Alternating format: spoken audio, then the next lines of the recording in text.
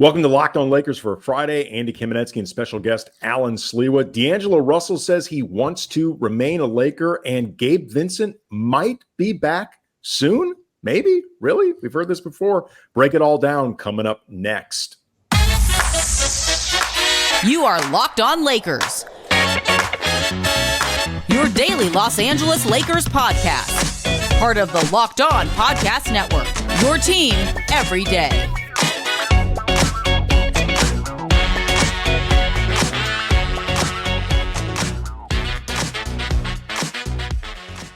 And thanks for making Locked On Lakers the first listen of the day, Monday through Friday, wherever you get your podcasts. It's always free, never behind a paywall. And Locked On Lakers on YouTube. It's where you can go to hang out with 23,000 plus subscribers, make up an awesome, really fun, active community. We use a lot of the comments on the show, so be sure to leave them. We want to integrate our viewers, our listeners into the show as much as possible. Today's episode, by the way, brought to you by FanDuel. Make every moment more. Right now, new customers get $200 in bonus bets with any winning $5 bet. That's $200. Just $5 bet wins. Visit FanDuel.com/lockedon to get started. My brother Brian, this is the last day. He is going to be on vacation for a few days, spring break with the family. So in his place today, Alan Sliwa, co-host of Travis and Sliwa on 710 ESPN from 10 a.m. to 1 p.m. Pacific time. He also hosts Lakers pregame for 710 ESPN, the Lakers radio affiliate, and his own YouTube show, Hoops Talk with Alan Sliwa. He's also the only Laker fan that I'm aware of upset that they acquired Kobe and Shaq, because that took away opportunities from Nick Van Exel, Eddie Jones, and Eldon Campbell. It was injustice, correct, Alan? Yeah, I mean, if nobody else wants to say it, I'll say it. You know, I'll let people know the whole Shaq and Kobe era is a mockery of what it could have been. With, you forgot Cedric Ceballos, you forgot Sam Perkins. Yes, I mean, Sadale 3. There are a few guys that you left out there. Vlade could have stayed. Yeah, like, 3-peat is great. 5-peat though, better, and it feels like that's where they were headed. Just saying, I think Dr. Jerry Buss missed a couple opportunities. So he and Jerry West didn't get many things wrong working together, but they screwed up this one badly. Absolutely. You know what's funny though? Like, before we get into a couple of interesting news items, D'Angelo Russell did a sit down with Michael Scotto at Hoopshype and mentioned, among other things, wanting to remain a Laker if possible, and reports that Gabe Vincent could potentially be back maybe Sunday for the game in Brooklyn. But Eddie Jones remains insanely popular among Laker fans. Like, I still hear from Laker fans angry about that trade. And like, it's been a long time. It was in part to open up more playing time for Kobe. I think that overall Kobe's Laker career worked out pretty well, but like, he remains, man. And I know this was your era of like when you first got into the Lakers.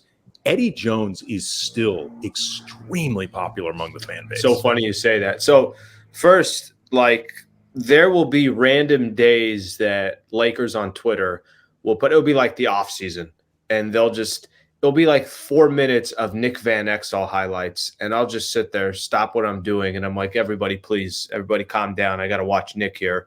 Okay, there's one of it, is the Nick Van Exel. The Eddie Jones piece of it, everybody loved Eddie. He was such like, yeah, sometimes you got those athletes too that are just, they're quiet. They don't really say much. He was the man. I think for a while there, if you ever wanted to guess what my email password was, you could have probably found a way to use Eddie Jones in some type of place, and you probably would have got it. But you're right. No, Lake fans still to this day, they love those guys. To clarify, though, those passwords have been changed, yes? Nope. No, still the same. You're just not going to say which accounts, where they are. Every time I get that notification, Google or even Disney, they'll just kind of say, hey, probably want to use a new password. I'm like, listen, I'm going to ride this one out until it doesn't work out. So let's hopefully, AK, my passwords stay intact. All right. Well, speaking of Laker guards, D'Angelo Russell began the year with a lot of people, whether media fans or I think even to some degree D'Angelo himself, expecting to be traded this season by his own admission. His contract was signed last offseason with a player option given to him for this upcoming season, but the carrot that was negotiated in exchange was waiving an implied no trade clause that he could have kept. And because of that, there was a perception that Lakers weren't necessarily sold on D'Lo, but didn't want to lose him for nothing, didn't want to lose him as a trade asset.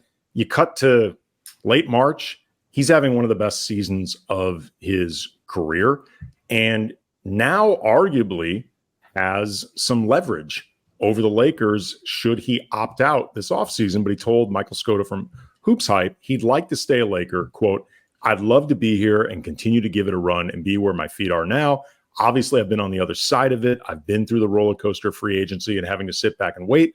I'm looking forward to not having to worry about that. I've been blessed enough to put myself in this position with my play. I'm definitely planning on taking advantage of that. When that time comes, I feel everything will play out the way it's supposed to play out." When you think about D'Lo, the season that he's had and the future that he could have with this organization, how strongly do you feel like, Alan, the Lakers should be looking to continue with him as part of that core, even acknowledging that could get we'll talk about this, I'm not positive, but maybe could get a little pricey? Well, I think the question you got to ask for is when D'Lo was traded to the Lakers last year, and where we're sitting today, I know the run that he had in the postseason last year obviously did not go as planned. It wasn't ideal. A lot of times he wasn't getting in crunch time. They weren't relying on D'Angelo Russell. They were using Dennis Schroeder a lot. So let's leave last season as it went. But if you walked into this year and I asked you, tell me where you're not content with what D'Angelo Russell has done. Now, I've been critical of D'Angelo Russell. I'll be the first one to say it. And back in December, I remember vividly when he got taken out of the starting lineup and he comes off the bench. I remember saying, and whether on radio or doing stuff here on YouTube, I remember talking about, Mike, man, this is kind of a very critical point in his career. If he's getting moved to the bench, the Lakers are already, there was always the conversation of, hey, if they're going to trade somebody, they're going to trade D'Angelo Russell. I can't find anything to really complain about D'Angelo Russell over the last couple of months. And frankly, if I am finding something to complain about, I'm probably just not being fair to D'Angelo Russell. I might just have a personal vendetta against D'Angelo Russell because he has been fantastic. I don't know what else the man can do. I think he's also kind of taken this, and I don't know what the aha moment was for him. Maybe it was, you know what, I'm going to get traded anyways, or you know what, this is a critical part of my career. F it. I'm just going to go out there and play my game. And if I fall flat on my face, I'm going to fall flat on my face. That transition three that he put up against Golden State in that epic, I think it was double overtime win that they had where he's out in front of LeBron, and LeBron's like, I looked like he might have been calling for the ball, and you can see Darvin on the sidelines looking like, oh crap. And like, it's like a 1-on-3. Yes. And D'Lo had just, I think, turned the ball over twice leading up to it. He had a couple bad moments. I remember tweeting out a picture of this at Cam Brothers, and it just said like LeBron's thought bubble, don't do it. Darvin's thought bubble, he's gonna do it. D'Lo's thought bubble, you're damn right I'm gonna do it. Every Laker fan, please don't do it. Yes. And I mean, it was an insane shot. Like it was incredible. And like the charisma was off the charts and it was fun, but is a legitimately, I think by any objective measure, a bad shot. But there may have been a bit of like, all right, I feel confident with this. And more important, what are they going to do? Trade me? They're already looking to trade me. So why not? I think there is a little bit of that. I think there is a little bit of, you could tell he probably reached a point in his career, and I sympathize with him a little bit. I mean, AK, he's played for a lot of different teams, and he's, 26 years old, 27 years old. I can't remember the age at the top of my head, but he's never had a home. Nobody's kind of accepted him and said, you are one of ours, and you're not going anywhere, and we want you to be here for the next 5 years or something along those lines. So I think to go back to your original question, if you go look at the market, and I know we were looking at this before, will the Lakers go after a third star? Donovan Mitchell could very easily end up re-signing with the Cleveland Cavaliers, and that could be gone. I don't know what a player like Trae Young is, what his market's going to be, but I don't know how confident I am about Trae Young moving forward for 5 years with the Lakers and saying, yep, it's Trae Young and Anthony Davis. I think there's a little – he's proved his value. He's proved his worth. I would not be one that's opposed. And to be honest with you, I'm kind of surprised that I'm even saying this because I have been critical of D'Angelo Russell. I wouldn't be opposed to seeing D'Angelo Russell on the Lakers. And I'm talking about for years to come. And frankly, I think he's, at least to this point, look, if they got in the playoffs and he had a really bad playoff run again, and there were times where they're benching, which I don't see that happening, but it would have to go really, really sour between now and the end of the regular season to say, no, D'Lo has not deserved more of an opportunity. All right. Coming up, I want to stay a little bit more on this, talking a little bit about not just the options to theoretically replace D'Lo, but also where he could go, and then get into this news about Gabe Vincent's potential availability this coming weekend. We'll get into all that next. Locked on Lakers is brought to you by eBay Motors. Passion, drive, and patience. That's what brings home the winning trophy. It's also what keeps your ride or die alive. eBay Motors has everything you need to maintain your vehicle and level it up to peak performance, from superchargers, roof racks, exhaust kits, LED headlights, everything you're looking for. Speed, power, style. eBay Motors has you covered. With over 122 million parts for your number one ride or die, you'll always find exactly what you're looking for. And with eBay's Guaranteed Fit, your part is guaranteed to fit your ride every time or your money back. Because with eBay Motors, you're burning rubber, not cash. With all the parts you need at the prices you want, it's easy to turn your car into the MVP and to bring that win home. Keep your ride or die alive at ebaymotors.com. Eligible items only, exclusions apply. eBay Guaranteed Fit only available to U.S. customers. Reminder, the Lakers play the Pacers tonight, 4 p.m. Pacific time, the second and the last of the legitimately tough teams they will face on this road trip. Catch every Lakers game on the hometown broadcast with Sirius XM on the SXM app. Search Lakers. Trae Young, for example, is, I think, he's a better overall scorer than D'Angelo Russell. Like, I think he's somebody that can be just more of an explosive scorer than him, maybe in more different ways. But I'm starting to wonder if it's this version of D'Angelo Russell, how big that gap actually is, because everyone remembers Trae Young as the guy who was regularly pulling up from 40, it felt like, and hitting those threes. The reality is D'Angelo Russell on his career is a better three-point shooter than Trae Young. He is probably a better pure point guard than D'Lo. Like, I think Trae Young is kind of underrated as just a floor general. But like, when you start thinking about other areas, if you have discontent with D'Lo's defense, he's like prime Gary Payton compared to Trae Young. Like, let me tell you, you're gonna be wishing for D'Angelo Russell if you start watching Trae play defense on a regular basis. Compared to Trae Young, D'Lo would have won 3 Defensive Player of the Year awards. Seriously. And, I don't know if DeJounte Murray is a better defender, I think, than D'Lo, but it all starts getting back to this question of, Donovan Mitchell is clearly better than D'Angelo Russell. If you have the ability to get him, he is an upgrade over D'Lo. That's not debatable. But like Trae Young or DeJounte Murray, I wonder how much of an actual, assuming this version of D'Lo is who you have moving forward, how much better are those guys? And is it worth potentially giving up capital to bring in one of those guys, maybe including D'Lo in a trade? But the gap between those guys and D'Lo plus the capital, is that worth it over just keeping D'Angelo Russell?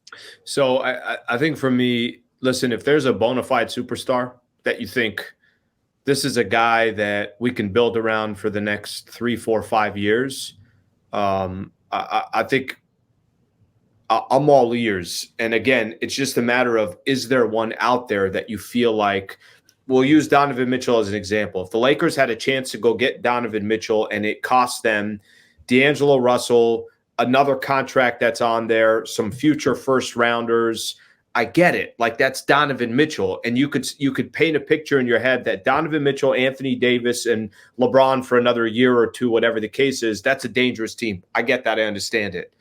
If there was another, a youngster, and again, these are not players that are going to be available, so it's not even, there's no point in talking about it. When the Lakers traded for Anthony Davis and gave up what they did to go give up, to go make it happen, you knew, like, no, this is one of the best big men in the NBA. He's one of the best two-way players in the NBA.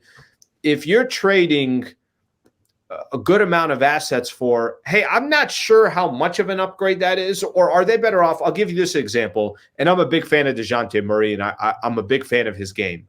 But D'Angelo Russell and Spencer Dinwiddie in the buyout market is not that much different than DeJounte Murray, right? And what assets did you give up, and right. What happens moving forward? So I think that they were right to kind of sit pat and say, well, what are we supposed to do? We can't just, what was the quote that Pelinka had?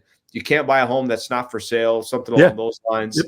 So I think that it just depends on who the player is. You and I love the NBA. You do as well. I'm sure there's a lot of listeners now that there's certain guards out there. You're like, oh my gosh, if you can get that guy, whatever it takes. Are any of these guys we're talking about whatever it takes type of guys? And I don't think they are. And I think D'Lo has played good enough to where you're like, you might want to just leave this guy alone.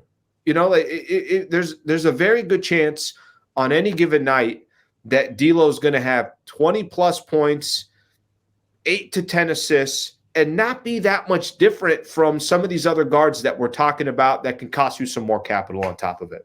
Here's what I think is going to be the really interesting question, Alan, though, this offseason, because those quotes from D'Lo make it sound like, yeah, I'd like to stay, but yeah, I plan on opting out of my contract. Sure.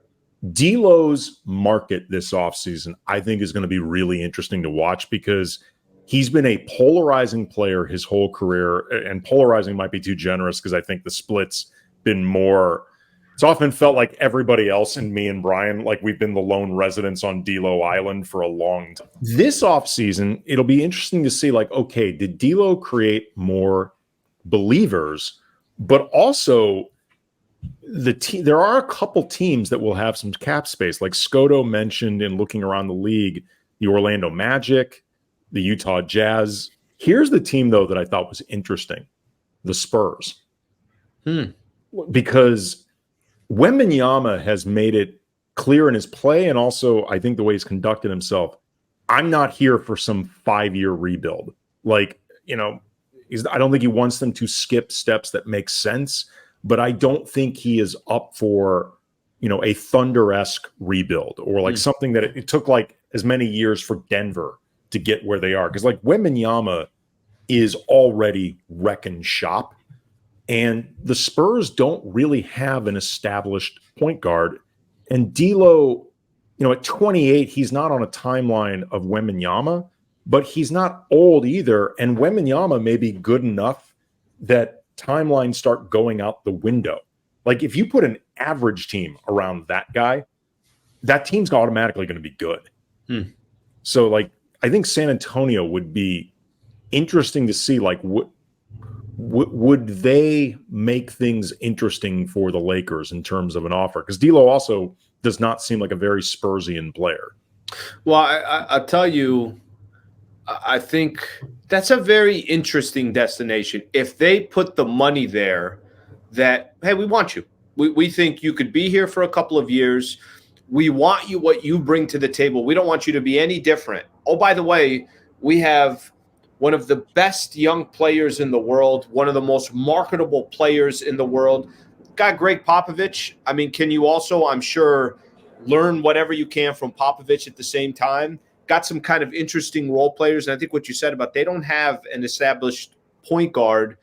Look, I've always seen D'Lo's game. I don't think D'Lo's a selfish player. I think D'Lo is he is more than happy to dish out 8-10 dimes. There are times where I'm like, my man, you need to be actually more selfish. You need to look for your shot more. The team needs you to look for your shot more.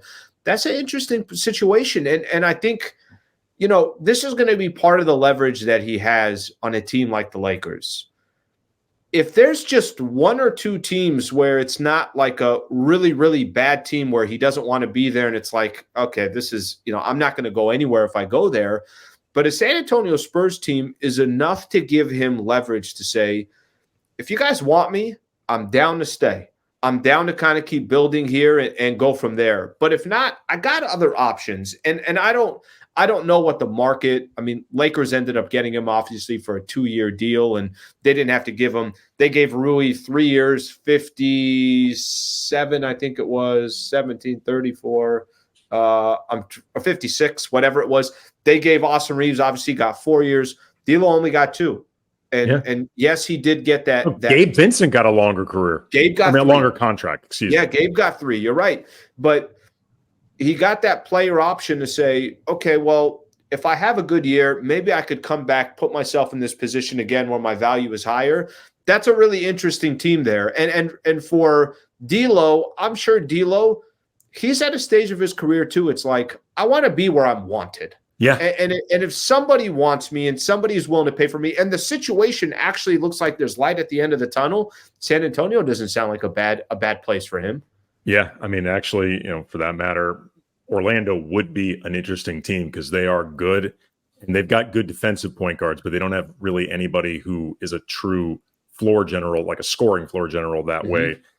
Gabe Vincent reportedly could be available this Sunday. Can the Lakers actually integrate? I wouldn't even say integrate him into the roster. Talk about that next. Locked On Lakers is brought to you by Nissan. Are you the kind of driver who likes to push things a little further, wonder what adventure could be around the next corner?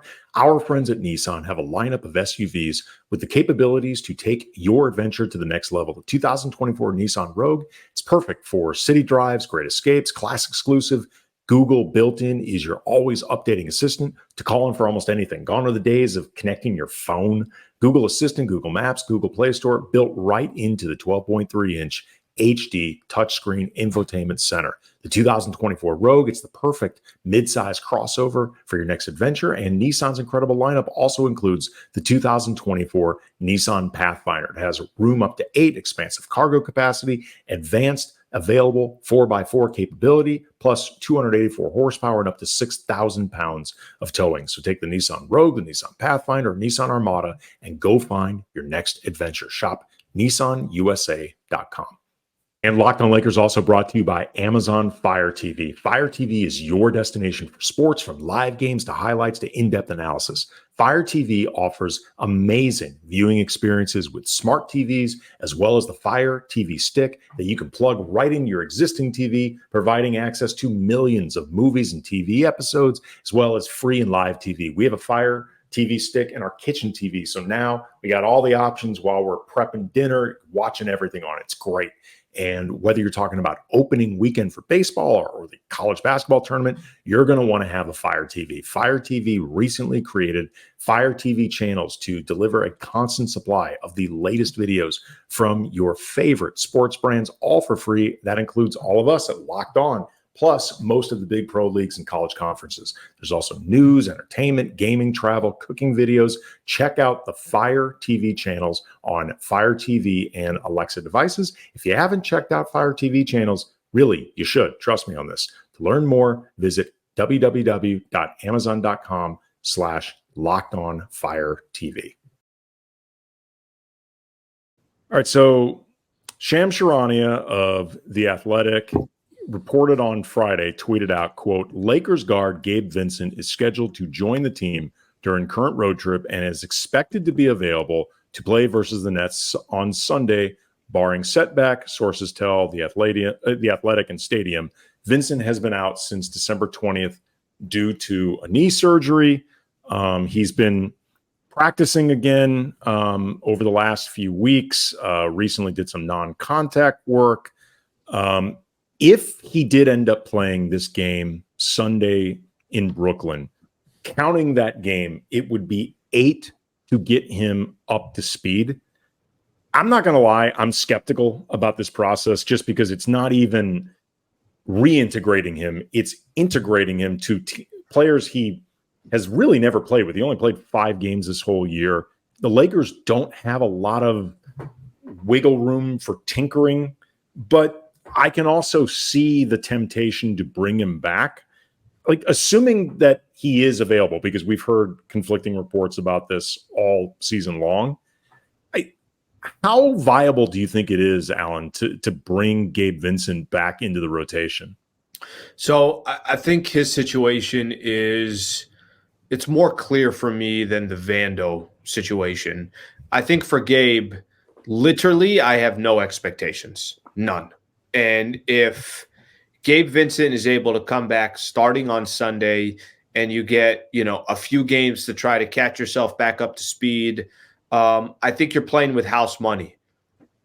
It's not fair to Gabe Vincent to have played 5 games, been out for this long, and to come in and it's like, hey, yeah, you need to do exactly what they signed you for in the offseason. That's not realistic. So that's why when I say you play with house money, AK, at the absolute worst, let's say Gabe Vincent comes back and he feels good and he's starting to get his body in and everything else. Gabe Vincent might have a moment. Gabe Vincent might just be a player that's on the bench that you have the option of saying, look, in a situation like this, I could go with Spencer Dinwiddie gave them the luxury of having another guard. And that's not – if you remember when the Lakers didn't make a move at the trade deadline, it's actually one of the questions I asked Rob Pelinka. It's like, all right, in the buyout market, what's the priority? He said, number one priority is a backup point guard. After that, it's best player available. They got that backup point guard. They got it in Dinwiddie. And Dinwiddie hasn't been perfect, but I think he's trending in a good direction. Absolutely. So I think there's a little bit of, if Gabe Vincent's available and there is some value of having him out there and he adds something that wasn't there, to me, that's just house money because I'm not expecting anything from Gabe Vincent. And I'm going to go back to this. Kind of not fair to expect something from him at this stage of the season. Vando's the guy, it's like, if they get Vando back, I mean, they need him so bad. Yes. And he is, and there isn't an abundance of Vandos out there. So I think that one's the one where you're more hoping for it. And I think the Gabe one would be nice, but I don't know what the heck to expect.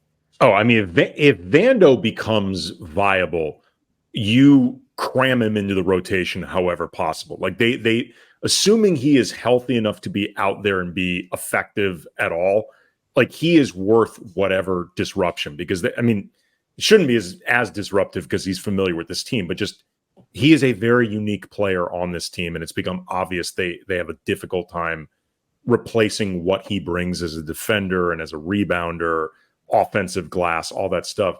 With Vincent, though, the question I think is how complicated is it to integrate him, both in terms of chemistry, but also finding the minutes. I think finding the minutes wouldn't necessarily be that difficult because like Cam Reddish's time has been very up and down in terms of how many minutes he plays, the effectiveness. I'm still not convinced he's really back physically. The minutes that go to Reddish that are inconsistent, but haven't, I'd say 15 minutes for Reddish is typically going to be a lot. And it's also very clear that Darvin does not want to give Christie minutes unless he absolutely has to. And Ryder, I've been pretty adamant about I'd like to see him get more floor time, but it's not going to happen. I don't think it's going to happen either. Yep. No. So I think that's where the minutes can come for Vincent, like not just Christie's because his are so few that's not, you don't want to put him out there for one shift if you're looking to integrate him. But if you give him Reddish and Reddish and Christie's minutes, that could be 15, 17. How smoothly do you think they can do this? Like, I know Vincent's not like a high usage player necessarily, but he also has like no familiarity with these guys at all. Here's a good thing, I think, with Gabe Vincent. I think he's the type of player, watching him in that run in Miami last year and getting to the NBA Finals, guy clearly has value. There's a reason why the Lakers, targeted him. I think having another kind of defensive-minded guard is a great thing. I think also, he is a threat from the three-point line. He is somebody that he is somebody that can just play a role. Gabe Vincent doesn't need the ball to be effective in an NBA basketball game. So I think the question's a good question, and this is what I'm kind of going to go back to.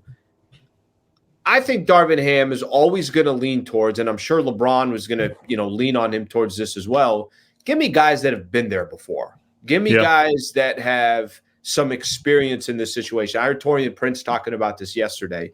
And Taurean Prince is a good example because I think Taurean Prince is one of those players where a lot of Laker fans are like, why is this guy getting this many minutes? And, why are they doing this? Because he's had a lot of experience. And I think – and I'm sure that a guy like LeBron is saying, I'd rather have somebody with experience than someone that I'm still kind of trying to teach in this situation. So Gabe could easily become one of those players, I think, for the Lakers as we get into the playoffs or in those play-in games where, again, I'm not expecting much, but I know that Gabe Vincent, if he's healthy, and if he's had enough time to kind of intertwine himself, which is probably not realistic at this point, I know that he's been there before, and I think there's some value in that. Plus, I mean, not that this is a reason to put him out there, but I'm sure the Lakers would like to get some part of their $11 million they invested for him this season. Yeah. They'd like to, if possible, make good on it. A reminder that the Lakers are playing the Pacers tonight, 4 p.m. Pacific time. It's the second and last of the legitimately tough teams they will face on this road trip. You can catch every Lakers game on the hometown broadcast with SiriusXM on the SXM app. Search Lakers. Again, he is Alan Sliwa. He is the co-host of Travis and Sliwa, 710 ESPN from 10 a.m. to 1 p.m. Pacific time, Monday through Friday. Hosts the Lakers pregame for 710, the Lakers radio affiliate, and you should go to YouTube, find his show, Hoops Talk with Alan Sliwa. He is also a diehard Laker fanatic, just like all you people watching and listening right now.